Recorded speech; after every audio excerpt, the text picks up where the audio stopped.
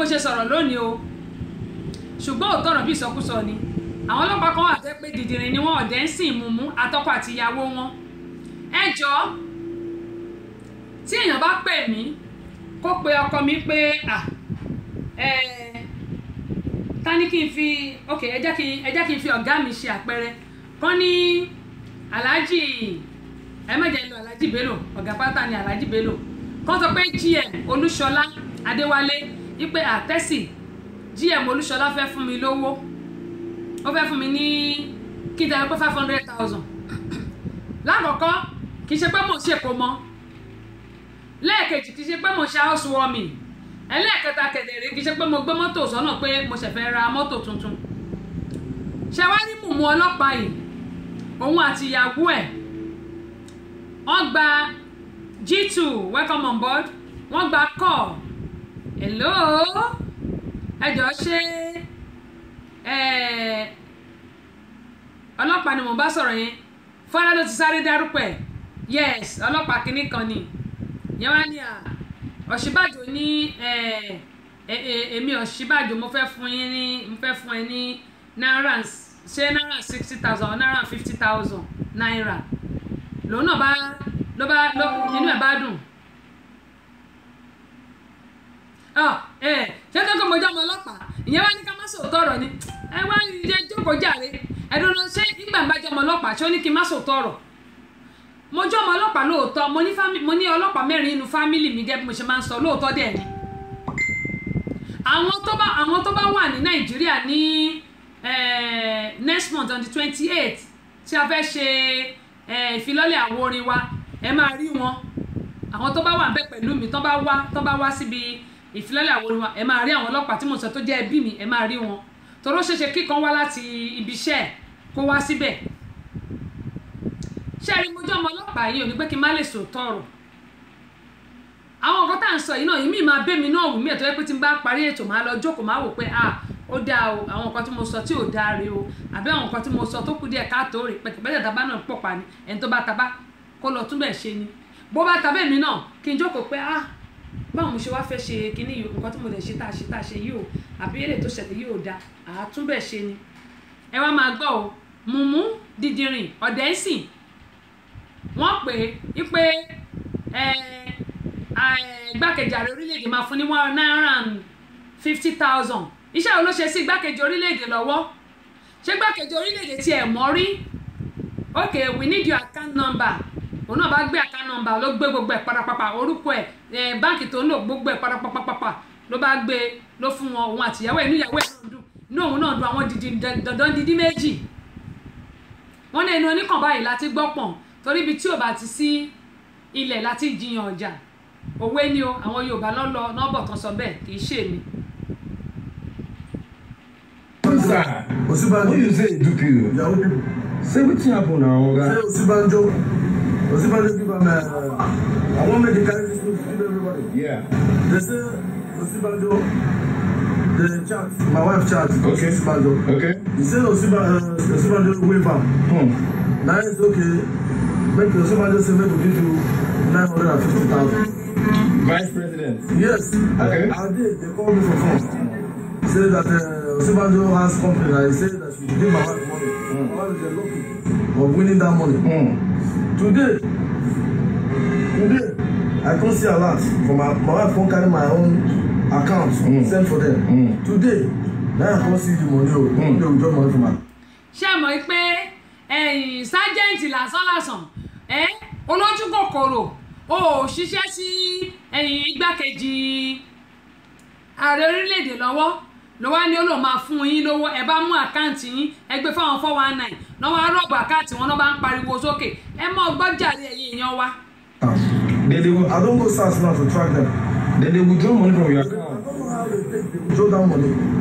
So I don't go SARS now to track them. They said that we will track them, but I will still go back to police headquarters. Okay. To finish the case. Okay. I'm not happy for what happened to me today as a police officer. I'm struggling for this country. And somebody will look. Ẹ máa gbọ́ dídìrín àgbà dọ̀dọ̀ dídí ó sọ yí pé inú òun ò dùn sí nǹkan tó ṣẹlẹ̀ sí òun nígbà tí ìwọ̀nba owó tó tún ní nínú àkáǹtì àwọn yahoo boys àwọn yẹn ya wáìpù ẹ̀ dànù wọ́n tún ya wáìpù ẹ̀ ó bá gbà láti gbé wọ́n ti yọ owó nínú àkáǹtì ẹ̀ ló bá ń kígbe òṣì. ẹ jọ eléyìí wọ́n ní tí wọ́n bá tiẹ̀ lo smarties wàá lo smarter ọlọ́pàá la pè é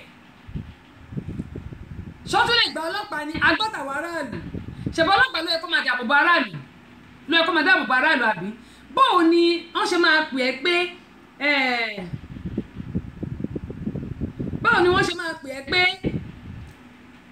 igbákejì ààrẹ orílẹ̀-èdè ó fẹ́ fún ẹ lówó ìwọ náà o ò tiẹ̀ fi kọ́ ṣe méjì o ò tiẹ̀ kọ́kọ́ jókòó kó rò ó wò pé kó tẹ̀ kọ́ ṣe báyìí kó ṣe báyìí kó wò pé lákọ̀ọ́kọ́ ṣé mo ṣiṣẹ́ sí igbákejì ààrẹ lọ́wọ́ ni that's number one tó bá tún máa wá fún ẹ lówó kò lè jẹ́ kó máa wá pè é direct wọ́n á pe police department ní tàbí kó pe àwọn DPO wọn àwọn CEO wọn àbí no DPO or IPO wọn náà máa pè wọ́n á dẹ̀ kọ lẹ́tà pé òkè àwọn fẹ́ fún wọn ní wọ́n fẹ́ compensate wọn àbí nǹkan kan kò ń ṣe wípé wọ́n máa wá pè wọ́n lórí aago.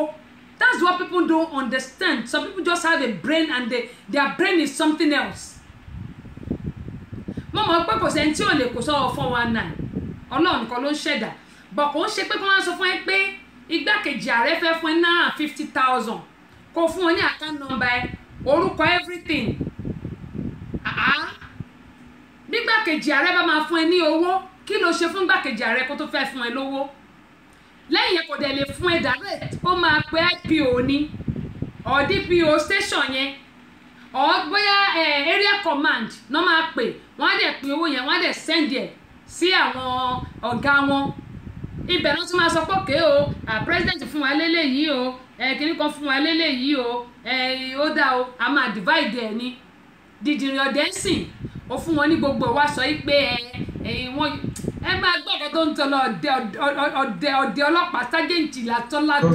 Vice President to do You mean somebody used Vice President's name, yes. profile, Yes.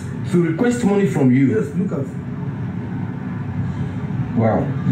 Ẹ̀gbọ́n mi Ọlọ́run ṣe ń Solomon Sugar ọlọ́pàá lẹ́yìn náà ó ní mo ṣe ń sọ pé èmi mo lè sọ mo tún lè fọwọ́ ẹ̀ gbáyà báyìí bàbá mi ò gba bribe rí torí I know my dad bí bàbá mi ṣe burú tó ọ̀rọ̀ tẹnu kọ́ lélẹ́yìí tí wọ́n bá ṣe ká sọ pé ó ṣe bàbá mi mo lè fọwọ́ ẹ̀ sọ̀yà bàbá mi ò gba bribe rí bàbá mi sì burú ó dẹ̀ wà street ìyẹn bàbá mi lóòótọ́ ọ̀gá ni o ọ̀gá ni dádì mi torí kò ń ṣe ọmọọṣẹ́ ọ̀gá ni dádì mi but láti pé bóyá mo gbọ́njú ta fi ń lọ káàkiri from one state to the other kó tó di pọ́n bí èmi sí Kano bàbá mi ò gba bribe rí ó dẹ̀ wà street góòlù ló gbọ́ bàbá mi ò gbọ́ com góòlù ló gbọ́ kò gbọ́ com but still ẹ wá wo mùmú yẹn wo dìdìrìn Sugar ní ìyá ọ̀bọ ni ọmọ ọ̀bọ ńkọ́ ọlọ́pàá tó ń ṣe bí ọ̀bọ náà ni torí pé ó rìn dìn ó tẹ̀ jẹ́ kí inú máa bí mi ni Ọláyínká Àjàlá ẹ̀ka bọ̀jàre Awókọ́yè Ìjọtọ́ba Ayọ̀túndé ó kàn jẹ́ kí inú máa bí mi ní ọ̀dẹ́sìn ó wá ní lẹ́yìn tí wọ́n ti wá gbogbo owó ẹ̀ ó wá lébi ń gbà òun dẹ̀ ń struggle àwọn tó máa ń pé Ọ̀ṣínbàjò fẹ́ fún ẹ ní owó náírà 50,000 iṣẹ́ wo ló ṣe sí lọ́wọ́ tí Ọ̀ṣínbàjò fẹ́ fi fún ẹ lówó o ò tún try kó pèèyàn kan kó lọ fẹ́ kọ̀ǹfàmù ẹ ti sáré fún ọ ní account number àtòun àtìyàwó àwọn dìdìrán dẹ́sì méjì. Man, you also see, I want you all to see what this officer is trying to show us. This is that an alert? This is my alert today. Alert tí Okay. ẹ ṣe sí báyìí owó ẹ̀ tí wọ́n lọ ń wá ìpìdí kọ̀ọ̀kan nínú àkáǹtì ẹ̀ òun lélẹ̀ tẹ̀rí lórí fóònù yẹn o ọ̀dẹ̀ dìdìrín ọlọ́pàá bó ṣe ń swap bó ṣe ń wipe owó ẹ̀ kó nínú àkáǹtì òun lè rí yẹn nínú screen nínú fóònù ẹ̀ kékeré yẹn ó wá di kínní ó wá ṣe bí aláàánú ara Samaria. What's the buy? This is my name. Sorry. They bought something from your wife? Yes. No, from my wife. They asked. Okay. They should send account number. My wife not sent to them. Okay. They now begin to use it to. I was going to do something. I would really be interested in this. Èmi ò mọ ibi táwọn èèyàn ti ya dìdìrìn wọ́n ya dìdìrín náà báyìí kékeré kọ́ tẹ́ bá ń gbọ́ mo mú o ìgbọ́n náà ṣe ń kọrin yìí náà mo sì ti gbàgbé ọ̀dẹ̀ òráyé wá dìdìrín ọ̀dẹ̀ àgbà tó dàgbà tó dìdìrín mi rántí bí mo ṣe máa kọrúkọ orin yẹn mọ́ torí ọ̀dẹ̀ ní dìdìrín dẹni gbogbo wa pátápátá ilé yìí kọ́ wa pé tí àwọn èèyàn bá pè wá kókò nǹkan tí mo fẹ́ fàyọ ń bẹ̀ nìyẹn o tí àwọn èèyàn bá pè wá tán sọ pé hello mo rántí pé wọ́n ẹnìkan pe ọmọ mi eléyìí mo máa sọ mo wo nọ́mbà yẹn àtà láti trace nọ́mbà yẹn but I get it Nàìjíríà ni wọ́n ti pe ọmọ mi wọ́n wá sọ fún ọmọ mi pé ìyẹ́ èmi tí mo wà ń bí o ìyẹ́ ní pé kó sẹ́ndì owó sí àwọn ọmọ tí ò ṣiṣẹ́ ọmọ school tí ò lọ òṣìṣẹ́ o wípé ìyẹ́ ní pé kó sẹ́ndì owó sí àwọn pé wọ́n nídìí owó yẹn urgently ọmọ mi bá pè mí pé mọ́mì kí n máa gbọ́ nǹkan tẹ́ni sọ mo á ní kó má sọ̀rọ̀ mo á ní kó ṣe ẹ́ lò lẹ́ni wọ́n sọ pé a nídìí owó yẹn urgently mọ́mì ẹni kó sẹ́ndì owó yẹn mo á sọ mo ní 419 mo ti bá gbá ẹ mú tí mo bá gbá ẹ mú wo gbogbo ayé ló máa mọ̀ pátá sì ti lè fi jò wá láìṣe ló sáré pa fóònù yẹn báyìí mo wá mú nọ́mbà yẹn mo sẹ́ndì sí wọn nílé pé kó bá mi trace ẹ̀ èmi wá block ẹ̀ bíbà ohun tí mò ń sọ nìyí Ọwọ́fadé Ọlábọ̀dé ẹ káàbọ̀ sórí kan ní ẹ káàbọ̀ mà àbí ẹ káàbọ̀ sà ẹni tó bómi ìṣọ́ wọn kọ́ ó bá nǹkan a sì níbi ìṣẹ́jú bíi mélòó kan lórí ètò Olúfúnkẹ́ Adélẹ̀ wọ́n ní sú ẹgbẹ́ orí ẹ̀wọ̀ yóò dá fún yín jàre àǹtí mi àǹtí ti gbọ́n pọ́ ti jẹ patí jìnà Adélẹ̀yẹ ti jẹ patí jìnà sú ẹgbẹ́ náà pákó sú ẹgbẹ́ náà pákó mùmú sú ẹgbẹ́ náà pákó dẹ́nsìn ẹ̀yin ti jẹ patí jìnà ẹ ṣe ń jàre yóò tẹ̀dá fún ìtẹ̀ tètè bá rántí ẹ̀rẹ́ mi ọ̀rọ̀ ló wà ní gbogbo agbárí mi ọ̀rọ̀ ló wà lágbárí mi àdẹ̀fọ́rin àṣà ilẹ̀ wa tí mo máa ń kọ àwọn ọkọ̀ tó wà lágbárí mi nìyẹn ṣù ẹgbẹ́ náà pákó ó yẹ kí n wá orin yẹn gan kí n play ẹ̀ ọ̀dẹ̀ ń sìn ṣé mo ohun tí mò ń sọ ní gbogbo pátápátá a ní láti ṣọ́ra seriously a ní láti ṣọ́ra ṣé ráwọn ètò tèmi mo fẹ́ kẹ́ ẹ̀kọ́ kó pé àwọn ètò bá ṣe kẹ́kọ̀ọ́ nínú ẹ̀ tó ṣe kọ́gbọ́n bẹ̀ ẹ jẹ́ ká máa mú lò mo bẹ̀ wá torí Ọlọ́run ẹ jẹ́ ká máa mú lò èmi gan tí mò ń sọ mò ń kẹ́kọ̀ọ́ lórí ẹ̀ tí n bá ti ṣe tán màá lọ tún gbọ́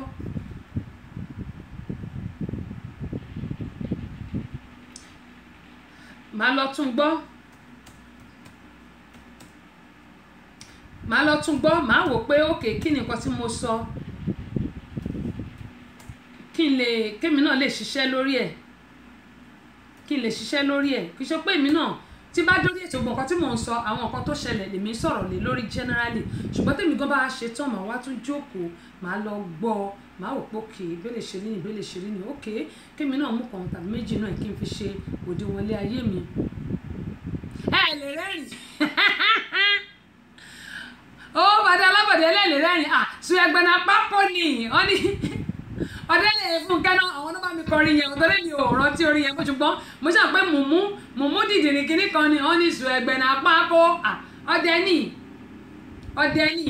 ó ní mo ṣe sọ fún gbogbo á pé gbogbo apáta ìjọ ìtòrí Ọlọ́run ẹ jẹ́ ká wà wise ṣe rí tí a bá ṣiṣẹ́ fún nǹkan kan ẹ má yẹ ká máa retí ohun kan kíákíá owó kíákíá èmi ò rò pọ̀ Ọ̀ṣínbàjò lè pèèyàn kan kó ní pé òun fẹ́ fún lówó o ò ṣiṣẹ́ fún wọn ní òṣàgílọ́gbẹ́ ò tàgùrọ̀ lọ́fà ó lóun fẹ́ fún ẹ lówó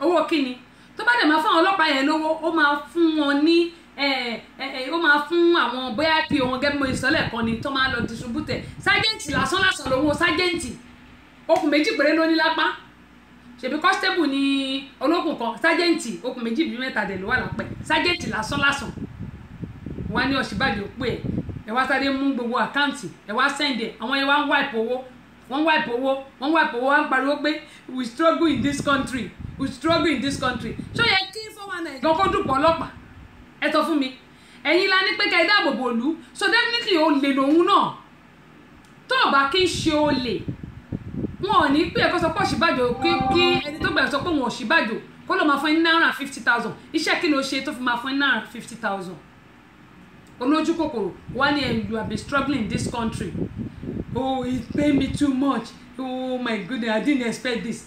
How will you expect that? Nígbà tó jẹ́ pé ìwọ náà kò sogúndogójì ni ẹ̀rẹ́rìn Kúnlé kí ìjà ẹ̀rẹ́rìn mọ́mọ́ bínú jàre àbí bóun náà ṣe máa gbọ́ ọlọ́pàá ta ní kó dáàbò bò lù tá a bá ṣe wá rí free money ọkọ gọ ìyàwó gọ my sister mumu suẹgbẹ na pákó òun ni wọn nígbà tí òun ṣiṣẹ́ takuntakun ta ní kó dáàbò bo ìlú nẹ́tíwọ̀kì má ṣe báyìí o ta ní kó dáàbò bo ìlú tó ń dáàbò bo yìí kò yẹ kó wá jẹ́ pé ìwọ ni àwọn 419 máa tún wá dùp tí 419 bá dùp aráàlú ló yẹ kó o dìde kó o sán ṣòkòtò ẹ kó o lè help aráàlú help aráàlú ìwọ náà tún wá ń dùp náírà 50,000 ọmọ ya 1 million o lè ọlọ́ṣà o lè su ẹgbẹ́ torí o lè lèmi kà sí eléyìí mi ò bá káàánú o I'm telling you the truth mi ì bá káàánú tó bá jára àlú ni màá bá káàánú torí pé 419 pọ̀ ó ti pọ̀ jù ń ta then mo bá tà ní Amẹ́ríkà bíbáyìí ẹ jẹ́ ká ṣọ́ra fún social security wa ṣọlá wa ẹ mẹ́rin ká máa fún àwọn èèyàn lórí over the phone tá bá dẹ̀ máa fún àwọn èèyàn kó jẹ́ pé ẹni tá a mọ̀ pé dájúdájú ẹni yìí bóyá iṣẹ́ ta fẹ́ kó bá wa ṣe ni tó bá pé iṣẹ́ bá wà very very important torí pé most of àwọn fóònù wa wọ́n máa ń record àwọn nǹkan kan sílẹ̀ tó yẹ pé tẹ́ bá ń bá àwọn èèyàn sọ̀rọ̀ ẹ̀ ní mọ̀ wọ́n máa ń record ẹ̀ sílẹ̀ àwọn technology yẹn dẹ̀ ni Alhaja Sherifat ẹ káàbọ̀ sórí kan ní ẹ mọ̀ bínú Ọláwùyí Mojeed Tèmítọ́pẹ́ ẹ káàbọ̀ sórí kan ní TJ Bakare wọ́n ní I was the first person that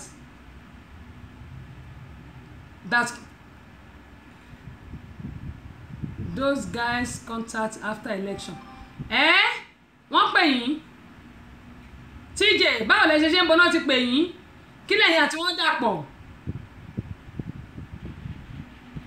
ẹni Ọlọ́run ẹ̀san ní Bámidélé owó ọlọ́kadà tó ń gbà á jẹ́ pé Ọlọ́run mú òun náà ni òun náà ti gba tiẹ̀ nìyẹn kó máa rán wá ìfowó wa ṣe I didn't believe this I didn't expect this how will you expect that wọ́n ní ìgbà tá bá fi yín kà bá náà fi ń san fún ni how will you expect that ọlọ́pàá thanks only that is the key word olè thief barao bansa mo tún fi ti àwọn Haúsá sí bansa bẹ́ẹ̀ ni barao bansa olè ni wọ́n ọlọ́ṣà ni wọ́n èmi ò bá kẹ́dùn o yín ò tiẹ̀ kàn mí èmi ò bá kẹ́dùn torí pé àwọn aráàlú ni wọ́n ní pé kí wọ́n máa help wọn ò lè sọ pé torí ok tí n bá ṣe ok.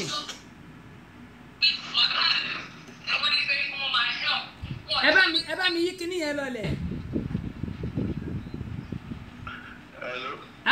Hello bàbá. ẹ̀gbọ́n ẹ̀yìn. Hello. TJ ẹni sùúrù ṣé ẹ̀yin ni ẹ̀gbọ́n ẹ̀yin sájẹ́ǹtì yẹn ṣẹ́yìn lẹ́gbọ́n ẹ̀yin kọ́ ẹ̀ tọ́rọ́ dìdìrín ni ó rìndìn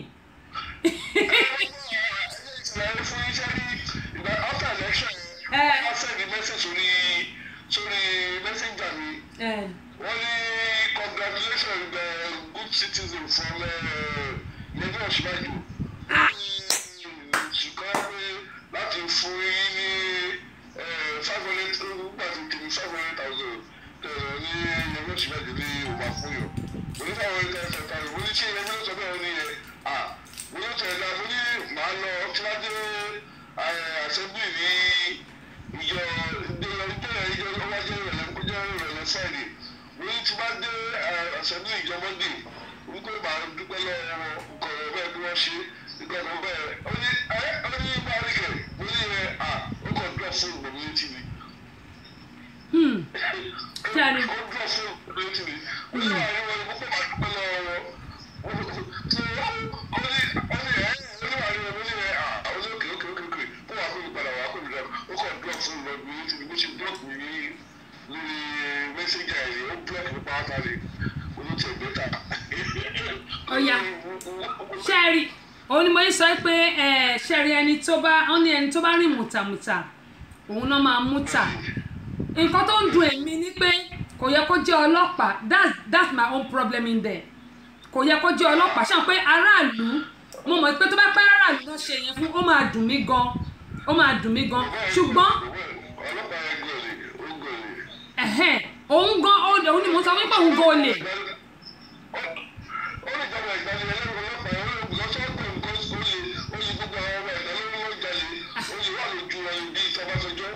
ṣé ẹ̀wọ̀n mọ̀ pé nǹkan tóun náà ṣe òun lọ́wọ́ mú òun náà padà yẹn bíkọ́ tó bá ti ń pọmọ làkejì ẹlẹ́kún wàá máa pálẹ́kún wàá máa gbádùn Ọlọ́run máa mú wọn náà bì kan Ọlọ́run máa wá ogbó ọ̀nà tó máa mú ẹni ṣá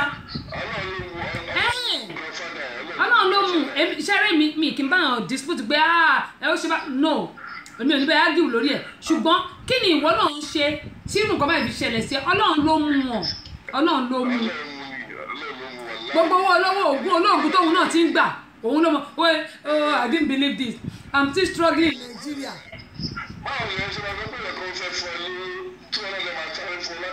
Exactly ẹ̀bọ́ lè lòun náà bó bá ń ṣọlẹ̀ níṣẹ́ a sọ pé asọ́dẹ́ká kan nọ́mbà lẹ́wọ̀n àtìyàwó ẹ̀ náírà 50,000 almost a million nìyẹn mílíọ̀nù kan kí ló ṣe iṣẹ́ wo ló ṣe fún ìjọba.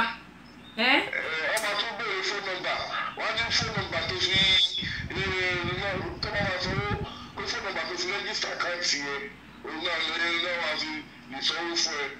àlóhùn náà ni mo ṣiṣẹ́ rí fóònù nọ́mbà tó lead mọ́ àkáǹtì yẹn òun àwọn èèyàn tún máa ń gbà nísìn ẹ jẹ́ kí. láti fi ètò ti bẹ́ẹ̀ ni kọ́ tó ń ṣe nìyẹn.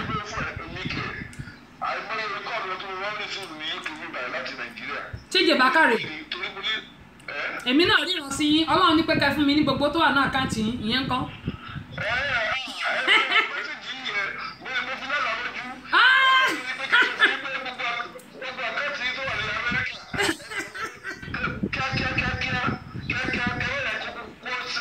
ẹ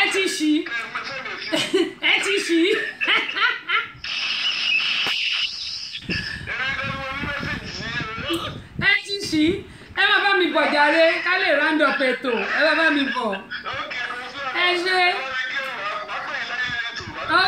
ok ẹ ṣe sà gbogbo ẹ̀yin èèyàn wa tó jẹ́ pé ẹ ṣe ń darapọ̀ mọ́ ẹ mọ́mọ́ bínú Ọlọ́run ní irin mo ríran sí yín Ọlọ́run sọ fún mi pé gbogbo yín Aṣíwájú Fẹ́mi Ṣàmáyé mo ríran sí yín gbogbo owó tà náà káǹtì yín Ọlọ́run ní kẹ́kọ̀ọ́ Fẹ́mi Abọ́sẹ̀dé kí n máa fi ṣara rin dín ọ̀dà wọn ní sorry I was late I will watch the full show later good afternoon ẹ̀yin náà ẹ káàbọ̀ sórí ìkànnì ẹ kú iṣẹ́ ẹ kú àtàrọ̀ iṣẹ́ náà ní bàjẹ́ o láṣẹ Elédùmarè àrìnyè lẹ́mọ̀rìn Olúbùnmi Adéníyì Ọlálérè ẹ̀yin náà ẹ káàbọ̀ sórí ìkànnì ẹni tó bómi ṣọ́nkọ́ ó bá nǹkan bó tẹ̀ tilẹ̀ jẹ́ pé a ti fẹ́ fúnlẹ̀ ètò Awókóyè Jọtọ́ba wọn ní tí wọ́n bá rí ẹni tí ó gọ̀ jù wọ́n lọ wọ́n ní they should charge the person to the court court long ẹ má jókòó ara yín jẹ́ òun ló sọ fún gbogbo wa pé eléyìí ló sọ fún gbogbo wa pé we have to be very very careful eléyìí tá a máa fi round up ètò lónìí rèé gbogbo nǹkan tá a ti ẹ̀kọ́ lẹ́gbọ̀n àpá àti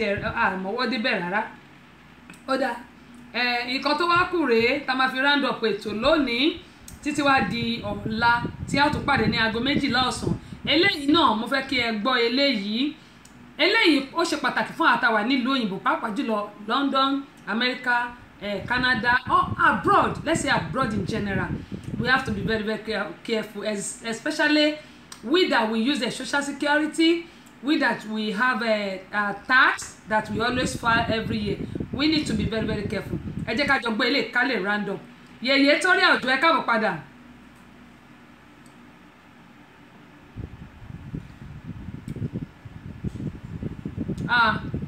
Ó sọ̀rọ̀ ni.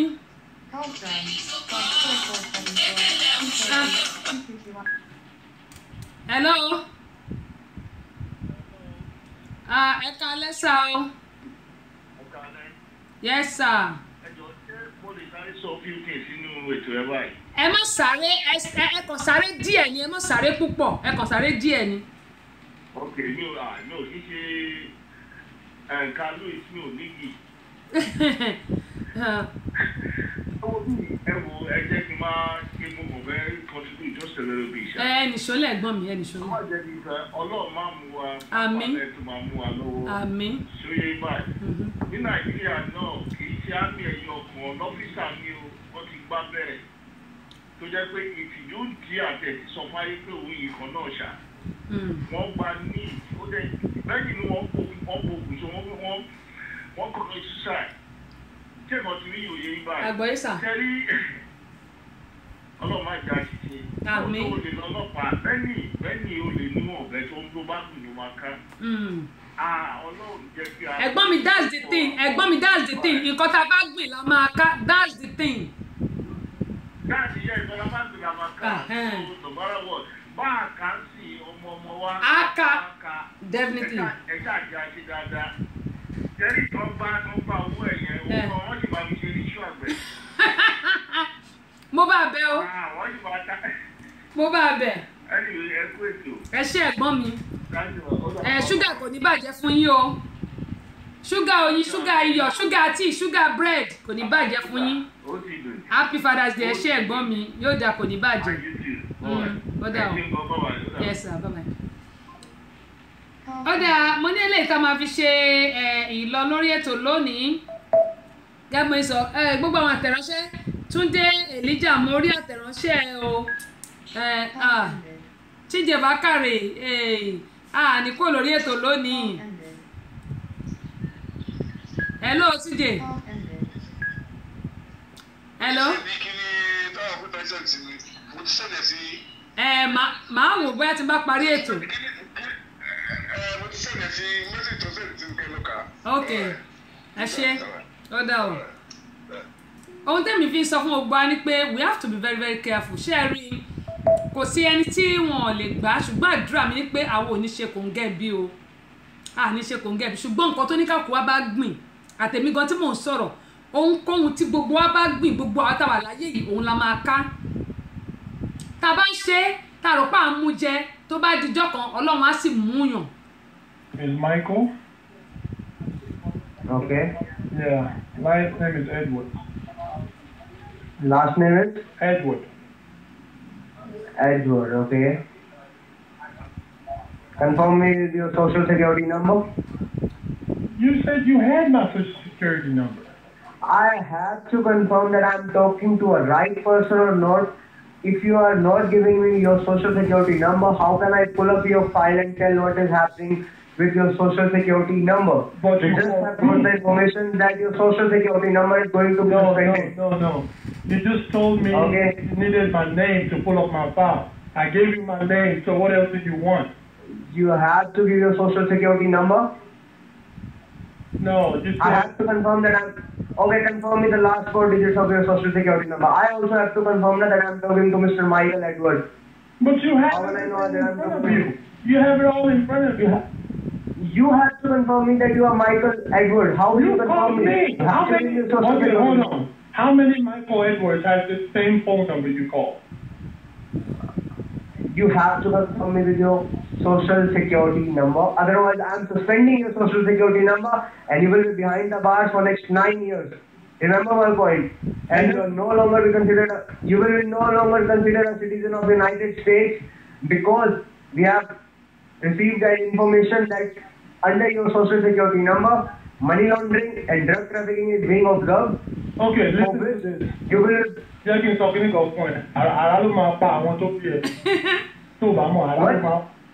said thunder will strike you dead. Thunder. You know thunder? Okay. Thunder will kill you. Oh man, that's you think I'm stupid? Thunder fire you. I'm giving you your social security number or I'm suspending your social security number. Go away. Don't call this number. No, I'm not giving anything. Suspend your father. I'm suspending your social. Yeah, thank you. I'm suspending your social security number. Suspend your goddamn I'm suspending your social security number and cops is coming to arrest you in the next 25 minutes. Arrest your father in India. Go to India. Warrant has also been released under your name. And issue an arrest warrant for your goddamn father. I am in Nigeria. Let's wait for next 20 minutes. Let me tell you something. I'm in Nigeria. For next 20 minutes. You guys don't know shit about. You don't know shit about 419. You want to dupe a Nigerian? You're out of your fucking mind. You're a stupid idiot. Will you get your hands off my phone before I get the real FBI involved? You're a damn fool. Calling up here talking shit. Ṣé a ti gbọ́ báyìí ohun tí mo fẹ́ sọ níbi eléyìí ẹni tí ó pe arákùnrin yìí India ni ṣé a ti gbọ́ kò ṣe Nàìjíríà nìkan ló ń ṣe 419 India gan ṣe 410 ni Korea ṣe 411 gbogbo ìlú ló ń ṣe 419 Amẹ́ríkà gan ṣe tí ẹni tó bá jáde là ń rí ó kàn pé bẹ́lẹ̀ bá ṣe wá ní Nàìjíríà tí tòun bá ṣe Nàìjíríà abẹ́ẹ̀rí bá ẹ̀yin náà rẹ́rìn tíjẹ̀ bá kàlẹ̀ rẹ́rìn Kẹ́mi Àkàndé ẹ káàbọ̀ padà abẹ́ẹ̀rí báyìí India ni ẹni yẹn wà tó ń pẹ́ tó wà lamẹ́ríkà bí pé kó fún ẹ ní social security ẹ̀ olóṣè money laundry ó wá lókè ó láti fún un ṣẹ́rí tó bá fún ní social security ẹ̀ á wá lọ online tó bá lọ online gbogbo information ẹni yẹn náà máa wá lò wọ́n wá pile up ẹ̀ wọ́n lè sẹ́ẹ̀tì kó fi ṣe ID card fún ìkọ́nú ara wọn wọ́n á máa lo orúkọ arákùnrin débi pé tí nǹkan bá ti wá ṣẹlẹ̀ orí arákùnrin ni wọ́n bá lọ jalè orí ẹ̀ ló máa wà tó bá lọ gbébọn orí ẹ̀ ló máa gbogbo kan tó bá ti ṣe ọ máa lọ sórí social security yẹn arákùnrin náà máa wá mú àbẹ́ẹ̀rí báyìí India ni o láì ṣe Nàìjíríà tó bá jẹ́ Nàìjíríà nìkan ló ń jalè kò sí Amẹ́ríkà náà ń ṣe gbogbo ìlú ní kò sí ìlú tí ò kì í ṣe ṣùgbọ́n Nàìjíríà ni wọ́n dojúbò pé Nàìjíríà nìkan ló ń ṣe àbẹ́ẹ̀rí báyìí ẹ jẹ́ kí gbogbo wa ṣọ́ra tó ibi tí a tún máa fi àdàgbà ètò rọ̀ lónìí náà nìyí adúpẹ́ pọ̀ lọ́wọ́ Ọlọ́run ọba pátápátá láporongodo ọba tó ti bá wa bẹ̀rẹ̀ láti òwúrọ̀ láti bí wákàtí méjì tí ó tún wá bá a débi tí a dé lónìí ẹ má jẹ́ ká gbàgbé pé tó bá ti di ní ọ̀la lágbára Ọlọ́run ẹ jẹ́ ká pàdé ní aago 12 ọ̀sán Eastern Time ní aago 5 ìlú Nàìjíríà lórí ètò yìí ètò ní ọ̀rọ̀ ṣùnùkùn ìrírí ayé kìtì títí kó ti nípa ọgbọ́n báyìí náà ni wọ́n ní ó fi ń kọ́ ní gẹ́gẹ́ bí mo máa ń sọ eléyìí tẹ́ ti rí gbọ́ lónìí ẹ ti rí kan àbí méjì ẹ̀kọ́ kọ̀ọ̀kọ́ tẹ́ pé mi náà sì rẹ́ kọ̀ọ̀kọ́ ẹ jẹ́ ká tún jọ pàdé lọ́la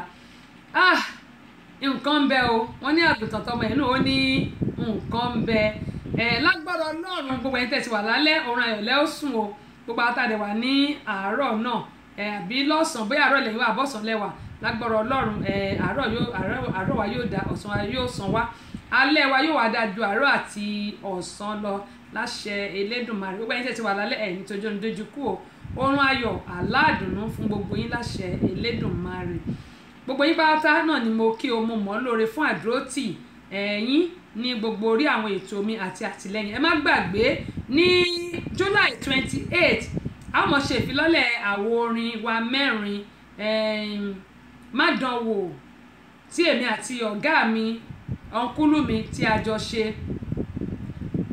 bákan náà ẹṣin one ti ọ̀gá mi àṣà Yorùbá fídíò CD ti èmi Abọ́sẹ̀dé àti audio CD Yorùbá